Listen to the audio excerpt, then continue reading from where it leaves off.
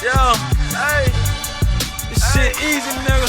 Hey, all I'm talking about, nigga, I'm still out here trying to get it. Contender Regime Boxing, checking back in with y'all, man. What's good? So Terence Crawford has been talking real spicy on social media, in response to Earl Spencer Jr.'s call out after he defeated Yordenis Ugas to become a 3-belt unified champion at welterweight. Earl Spencer said everything that all the fans wanted to hear from him. Pretty much been followed up on the same thing that he's been saying this whole time for the last couple of years, man. After I get all these belts, I'm going to come take Terence Crawford shit. And he stood on that. You dig what I'm saying? He's been saying that this whole time. And, Terence Crawford, he's agreed to fight Earl Spence next on social media. And it seemed like those guys have, both on the same page and have come to a mutual agreement that, hey, we both want this fight next. You the only other threat or rival that I have, and vice versa. You got what I want, I got what you want. Let's make it happen. So that's beautiful to see. I love that, man, and I'm loving this back and forth. All that does is just build up the fight even more, and just brings more promotion to the fight, more build up, more eyes on the fight, and just more stuff for the fans to talk about leading up to the fight, man. So it's a beautiful thing, and I'm just glad that these brothers are both on the same page, and they both want to give us the fight that we all have been waiting to see. The biggest fight in combat sports, one of the biggest fights in the last 15, 20 years, man. I think this is gonna be an amazing event. So, but with that, Terence Crawford, he mentioned something on, I think it was on Instagram. Earl Spence posted a picture that it was like a fan made picture, pretty much Earl Spence in a grocery store shopping, and he had in the basket he has his 3 titles, and then he has like a checklist for things to get at the grocery store. And first it says Kell Brook for the IBF, Sean Porter for the WBC, Yordenis Ugas for the WBA, and then the next on the checklist is Terence Crawford. So, Terence Crawford gets in the comments and responds. He said, okay, cool. You feel me? I'm loving this energy. After I beat you, I'm going to go beat your cheerleader, taking a shot at Jermell Charlo. You see how Jermell Charlo support Earl Spence. Earl Spence support Jermell Charlo. And, Jermell Charlo is about to fight in a rematch versus Brian Castano for Undisputed at 154. That's happening next month, May 14th. Earl Spence versus Terence Crawford is going to be for Undisputed at welterweight. We already know that Terence Crawford had become undisputed at 140 already. So this is shaping up to be just a immaculate opportunity for Terence Crawford. This is an amazing position to be in if you're Terence Crawford right now. You really got your destiny in your own hands. All you got to do is win.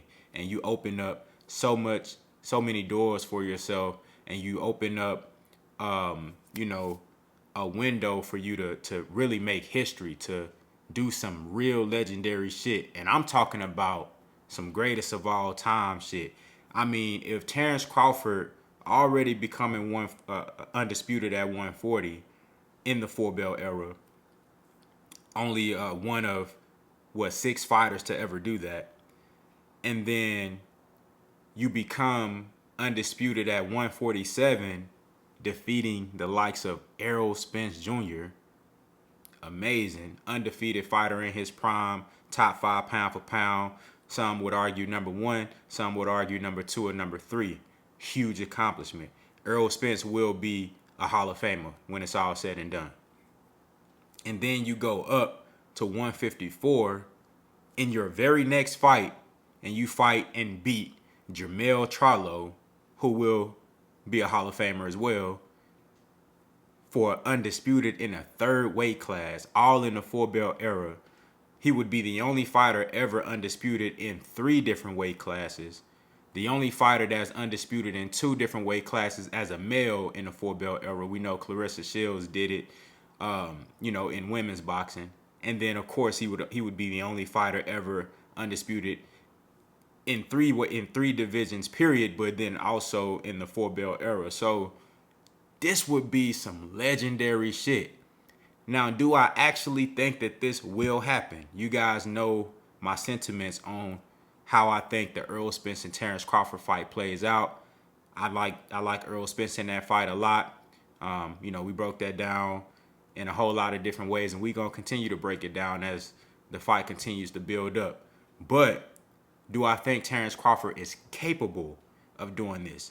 He absolutely is. That's how great I think Terence Crawford is. That's how skilled I think Terence Crawford is.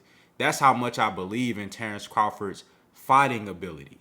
I saw a video, shout out to YSM Sports Media on YouTube. He posted a video of Greg Hackett, a boxing coach in Philadelphia.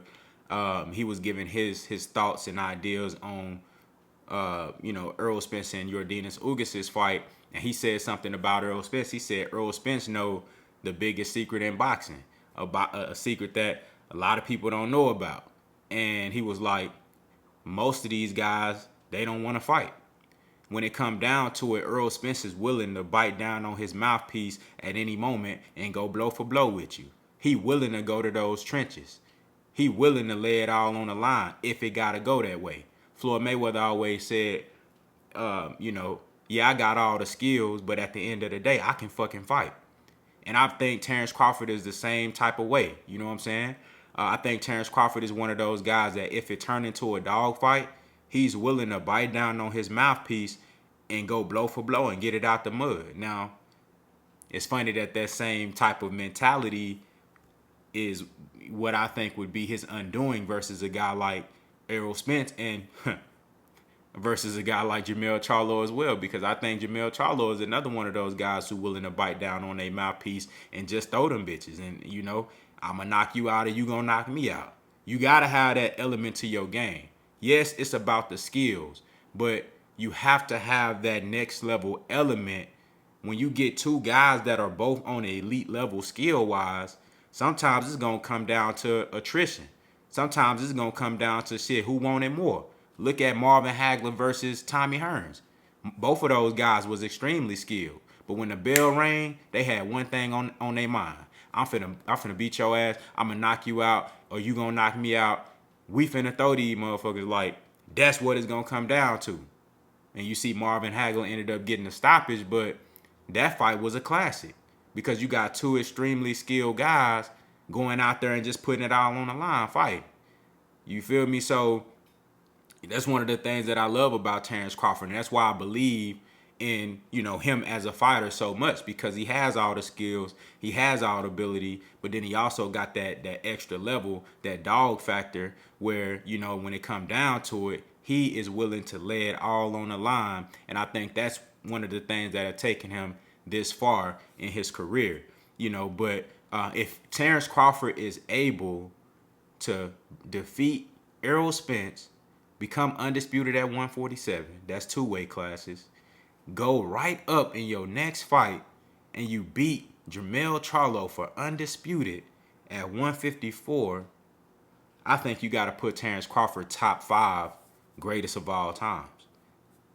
I know there's been so many great fighters. I know pound for pound, though, you have to put Terence Crawford top 5 greatest of all time.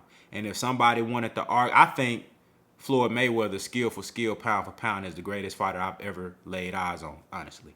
That's just me personally. But if somebody came up to me after Terence Crawford has accomplished a feat like this, what we talking about here in this video, if somebody came up to me and said, man, I think Terence Crawford is the GOAT, you know what?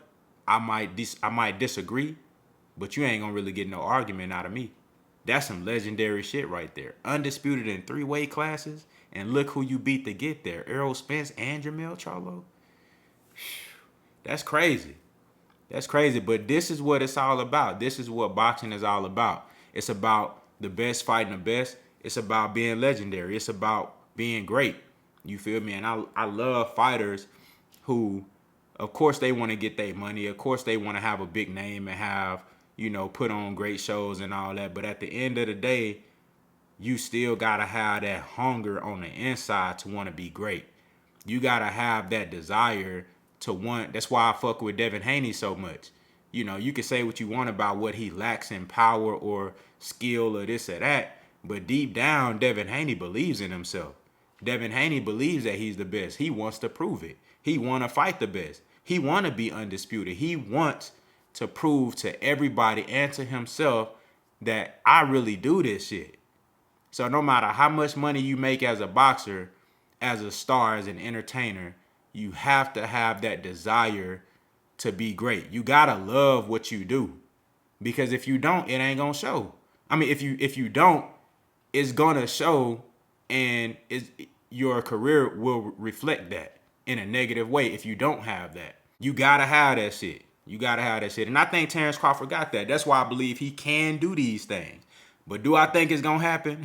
Hell no, man. You feel me? I don't think it's gonna happen, man. But y'all let me know what y'all think down in the comments.